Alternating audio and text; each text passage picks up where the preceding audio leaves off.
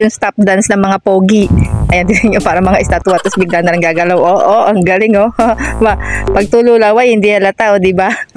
Nakakatuwa. Ito si Jansen, parang ito pamangkin ni Dante Gulapa. At yan ang po naka-white na yan, si Raymond, yung aming Adonis ng public area. At saka si Jeffrey. Si Jeffrey Malabayabas. Charing! Di ba saya-saya at pakinggan? At mo parang mga engot yan, Nangawit siya. Nangawit siya doon, Tululawa yan, charis. Si Ed. Ala, tenglot na rin yan, Ayan, party kasi namin to. Thanksgiving party namin sa housekeeping department. Siyempre, nagpapasalamat tayo dun sa mga experiences natin, good or bad, nung nakaraang taon. Ayan, celebration namin. Saya ito. Nakakatuwa.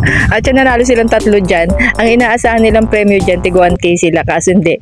Nung nanalo sila, nakuha nila tig 50 pesos each lang. Di ba, hataw na hataw sila. Effort to the max. Gagalaw pa yan. Ayan. Pinakamahirap na posing dyan yung nakahiga siya. Si Raymond gumigiling, Quality ang mga galawan. Anong sinabi ni Brian Furlow ng UMDO, di ba? Loko-loko talaga yun. So yung mga best, yung mga parlor games na ganito, nakakatuwa, nakakawala ng stress. Tapos ito na kasi yung pinaka nagsilbing banding namin,